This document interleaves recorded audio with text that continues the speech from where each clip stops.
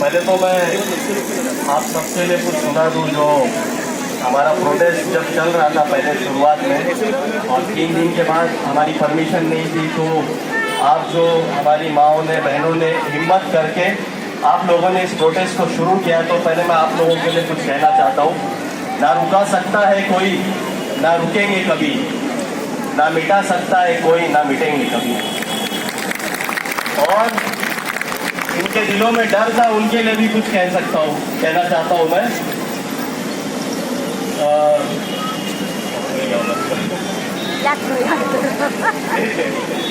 तो जब मुझे याद आएगा तो मैं बोल दूंगा आपको। आज हमारा ये प्रोटेस्ट जो चल रहा है, आज तकरीबन 18-19 दिन हो चुके हैं हमारे मुंद्रा के इस प्रोटेस्ट को, और 20वां दिन है। ठीक है, तो आप लोगों ने हिम्मत के साथ, बहुत जज्बे के साथ इस प्रोटेस्ट को जारी और सारी रखा है। तो इसके लिए सबसे ज़्यादा आप लोग सलाम के हकदार हैं, आप लोग इज्जत के हकदार हैं, आप लोग हौसला अफजाई के हकदार हैं। NRC, CAA, NPR, इसका मतलब बहुत से लोग आए होंगे और बहुत से लोगों ने बहुत कुछ समझाया है हम लोगों को, और हमें बहुत ज़्यादा हद तक इस बारे में मालूम भी है कि NPR ये NRC है। ये बात हम लोग अभी जानते हैं, तो कोई कैडो डोर नहीं है इसके लिए कि भाई जो हमें कोई लोग कहेंगे कि यार NRC तो अभी नहीं आ रहा है ना, अभी तो NPR चल रहा है, अभी तो सेंसस की बात हो रही है। तो ये सेंसस भी हमें अभी नहीं देना है। हम सेंसस पिछले जो तरीके में होता था, अगर वो लोग मांगेंगे तो वो हम देंगे। लेकिन अब एक जो नारा हमने दिया है कि चाहे जो हो जाए, हम कागज। अब एक और बात जोड़ो, हम कागज नहीं दिखाएंगे और जो तुम पूछोगे वो भी नहीं बताएंगे। NPR में जो तुम पूछोगे वो भी हम नहीं बताएंगे। अब कागज तो नहीं दिखाना है, जो ये लोग पूछेंगे वो भी नहीं बताना है। अब ये लोकतंत्र है, लोगों की बात मानी जाएगी। एक हमारे होम मिनिस्टर साहब कहते हैं कि हम 1 इंच भी पीछे नहीं हटेंगे। क्या है ना, उनका थोड़ा मसला है, वेट बहुत ज्यादा है ना उनका। अब इतने वजनदार है तो वो कैसे जरा अपने आप को एडजस्ट नहीं कर पाएंगे ना, आगे पीछे होना उनके लिए थोड़ा भारी काम है। तो उनको चाहिए कि वो हमारे ऐसे लोग, हम लोग, मैं फाइटर हूँ और वर्ल्ड रिकॉर्ड होल्डर हूँ, मैं अपने मुमरा से ही हूँ, ये बातें आप दूसरे लोग जानते हैं। तो वो मिस्टर होम मिनिस्टर, आपको कुछ टिप्स चाहिए तो मैं फ्रीली आपको चीजें दे सकता हूँ कि आप अपनी फिटनेस को किस तरीके से बरकरार रखें। आप 1 इंच नहीं, मैं आपको 1 फीट जंप मारने के भी तरीके इजीली बता सकता हूँ फ्री में, और उसके लिए आपको मुझे थैंक यू कहने की भी जरूरत नहीं है। दूसरी बात, एक ये चीज चली कि भाई दंगाई तो अपने कपड़ों से पहचाने जाएंगे। तो इस बात के लिए मैं एक चीज कहना चाहता हूँ, जो हमारे रिलीजियस लीडर्स होते हैं, जो हमारी मजहबी रहनुमा होते हैं, जो हमारे धर्म गुरु होते हैं, अगर वो मुसलमानों के हैं तो वो भी कुर्ता पहनते हैं, अगर वो कोई स्वामी है तो वो भी कुर्ता पहनता है, अगर कोई सिख है तो वो भी कुर्ता पहनता है, अगर वो कोई चर्च के पादरी है तो उनका भी कुर्ता बड़ा होता है। तो आप मुझे एक चीज डिफाइन करो कि हमारे प्रधानमंत्री भी है तो वो भी तो कुर्ता ही पहनते हैं ना, हमारे होम मिनिस्टर है तो वो भी कुर्ता पहनते हैं। तो भाई आप कौन से दंगाई को कपड़ों से पहचानने वाले, हमें ये जरा बताओ, आप डेफिनेशन क्या है इसकी, दंगाइयों को कपड़ों से पहचानने की। मुझे तो इस चीज को लेके कुछ समझ में नहीं आ रहा, क्योंकि सबके कपड़े सेम है ना। हमारे भारत की एक यही चीज है जो एक दुनिया जाना जाता है, सेकुलरिज्म के नाम पे हमारे भारत को लोग जानते हैं, लोकतंत्र कहा जाता है, और लोकतंत्र के अंदर लोगों की सुनी जाती है, ना कि मिनिस्टर्स की सुनी जाएगी। मिनिस्टर्स को, पीएम को वो करना पड़ेगा जो हम लोग चाहते हैं, क्योंकि लोकतंत्र है। लोकतंत्र के अंदर लोगों की वोटिंग होती है। ये लोगों ने, जो हमारे प्राइम मिनिस्टर, होम मिनिस्टर है, आज जो इतनी अकड़ से चल रहे लगे है ना, वो भी आज गिरने पे मजबूर हो चुके हैं। कभी देखे ना आपने, गिर गए थे बेचारे टेंशन में। तो ये लोगों ने दिया है, देश लोगों के आदेश से चलेगा, लोग जो चाहेंगे वो देश में होगा। अगर ये लोग सोचते हैं, ये लोग इतना अकड़ इसलिए रहे कि ये लोगों ने ये मान के चलाए कि ये लोकतंत्र नहीं है, ये ईवीएम तंत्र है। ईवीएम में जब भी चाहो छेड़छाड़ कर लो, हम लोग जीतेंगे। लोगों की वोटिंग से जीत के आते तो लोगों की फिक्र होती इनको, लोगों की फिक्र इन्हें इसलिए नहीं है क्योंकि ये लोग ईवीएम से जीते जाते हैं। दूसरी बात, बहुत से लोग आएंगे, बहुत सारी चीजें करेंगे, बहुत कुछ होगा और बहुत कुछ करने की कोशिश की जाएगी। जैसे आप देख रहे हैं कि आज देश का माहौल, आज दिल्ली के इलेक्शन भी हुए, देश के माहौल को गन की नोक पर लेके जाया जा रहा है। लाठियों से देश के माहौल को कंट्रोल करने की कोशिश की जा रही है। क्या कहते हैं? Law and control. Law and control को मेंटेन करना है। लॉ एंड कंट्रोल को मेंटेन करना है अगर, तो सबसे पहले उन मंत्रियों को पकड़ो जो स्टेज से ये कहते हैं कि देश के गद्दारों को गोली मारो, सालों को। ऐसे मंत्रियों को पकड़ो, देश का लॉ एंड कंट्रोल खुद ब खुद मेंटेन हो जाएगा।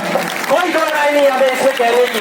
और अगर वो लोग एक बात कहते हैं कि देश के गद्दारों को गोली मारो, सालों को, उनके कहने के बाद में कोई एक आता है 17-18 साल का या 19 साल का, उसके हाथ में पिस्तौल आती है और वो खुले आम दिल्ली पुलिस ऐसे हाथ बांध के खड़ी है। तुम्हारी क्या मासूमा लगती है वो, जो तुम उसको देखते हुए खड़े हो, मोहब्बत भरी नजरों से देख रहे हो उसको? वहां क्या काम करना है? आई लव यू बोलने चाह रहे हो क्या देख रहे हो उसको? पकड़ो, टेररिस्ट है वो, आतंकवादी है वो। उसने गोली पूरे सरेआम जामिया में फायरिंग की उसने, फिर आके एकदम नॉर्मल मैटर ऐसा ले रहे हो उसको, ऐसा लेके जा रहे, गले लग रहे हो, क्या कर रहे हो?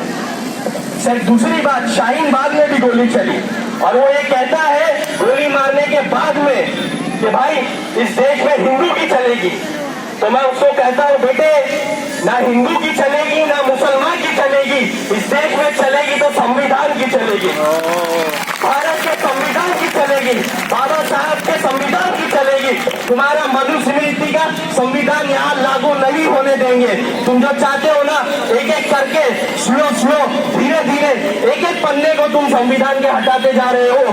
तुम्हारी साजिश को हम पूरी तरीके से समझते हैं। हमें पता है कि तुम इस संविधान के एक एक पन्ने को हटाओगे, नए कानून लाओगे और फिर तुम्हारा एक जो बंच ऑफ थॉट है, तुम्हारा मनुस्मृति का संविधान है, वो तुम इस देश में लागू करना चाहते हो। हमें तुम्हारी साजिश पूरी पता है, हम पूरा जानते हैं कि तुम्हारी प्लानिंग्स क्या है, हम तुम्हारे एक तुम्हारी स्टेप्स को हम जानते हैं। और हम भी ये कहते हैं कि भारत के संविधान का ना एक लफ्ज भी इधर से उधर हिलने नहीं देंगे, तुम्हारी सारी कोशिशों को नाकाम कर देंगे। अभी ये एक बिल आया है, हम खामोश नहीं रहे इसके ऊपर, हमने जम के कदम दिखा दिया। अब बहुत सारे बिल आने वाले हैं, याद रखो, अगर अभी हट गए ना तो फिर कभी नहीं जीत पाओगे। अगर अभी जमे रहे तो फिर कभी कोई हटा नहीं पाएगा, हमें कोई मिटा नहीं पाएगा। अपनी बता के लिए लड़ना है, अब चाहे जो हो जाए। हमें इस धरने को भी खत्म नहीं करना है, हमें अपने इस प्रोटेस्ट को पीसफुल तरीके से रखना है जो हमने रखा इतने दिनों से। ये लोग चाहे कितनी भी गड़बड़ करने की कोशिश करे, ये लोग चाहे कितना भी हमें दबाने की कोशिश करे, ये लोग चाहे कितना भी हमें उकसाने की कोशिश करे, कभी बुर्के पहन के आ जाए, कभी गोलियां लेके आ जाए, कभी लाठियों के जरिए से हटाए, चाहे जो हो जाए, पीछे नहीं हटेंगे। तुम करो तुम्हारी कोशिश, तुम जो कर सकते हो, दबाओ जितना दबा सकते हो, तुम्हारी जितनी जबरदस्ती कर सकते हो करो। हमारे सबर को भी तुम देखोगे, हमारा सबर भी तुम देखोगे कि यार ये लोग कौन है, इतने सबर से जमे हुए हैं, इस्तेकामत से जमे हुए हैं, हटेंगे नहीं, झुकेंगे भी नहीं। झुकना तुमको पड़ेगा, हुकूमत तुम्हारे हाथ में है तो क्या हुआ, झुकना तुमको पड़ेगा, क्योंकि लोग इस देश के भविष्य को चलाएंगे।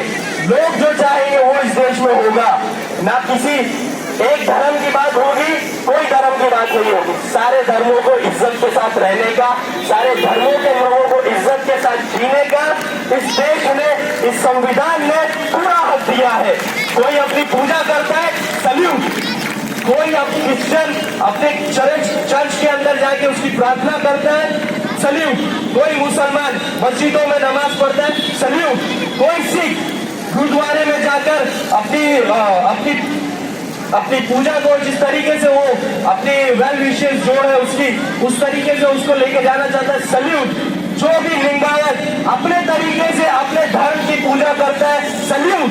जो आदिवासी, जो दलित, जो दूसरे लोग जिस तरीके से, या कोई इस देश में कोई धर्म को नहीं मानता है, उसको भी सल्यूट। ये इस देश की एकता अखंडता है जो हमें सारी दुनिया के अंदर अलग करती है। अभी मैं देश से बाहर भी था तो मुझसे किसी ने, बहुत सारे लोग आते हैं मिलने के लिए, पूछे कहाँ से हो, तो मैंने बोला इंडिया से। तो उनका रिएक्शन क्या होता है मालूम, इंडिया से हो आप लोग, वाह, मतलब इतनी हमारी देश की इज्जत है दूसरी कंट्रीज में। आज मुझे मैसेज आते हैं यार तुम्हारे देश में क्या चल रहा है, समझदार पढ़े लिखे लोग नहीं है क्या तुम्हारी सरकार को चलाने के लिए। तो ये सोच के मुझे बहुत अफसोस होता है, जहां मुझे एक बार प्राउड फील हो रहा था आज मुझे अफसोस होता है किन जाहिलों के हाथ में देश चला गया यार हमारा, पढ़े लिखे नहीं है। आज मैं सोचता हूँ कि जो एक इंजीनियर नौजवान है, जो एक डॉक्टर नौजवान है, जो एक पढ़ा लिखा तबका है, कोई ग्रेजुएट है, कोई लॉयर है, कोई दूसरा है, उसको अगर वो जॉब करने के लिए निकलता है तो उसको जॉब नहीं मिलती। और चाय वालों के हाथ में यार पूरा देश एक पीएम बन गए चाय वाले।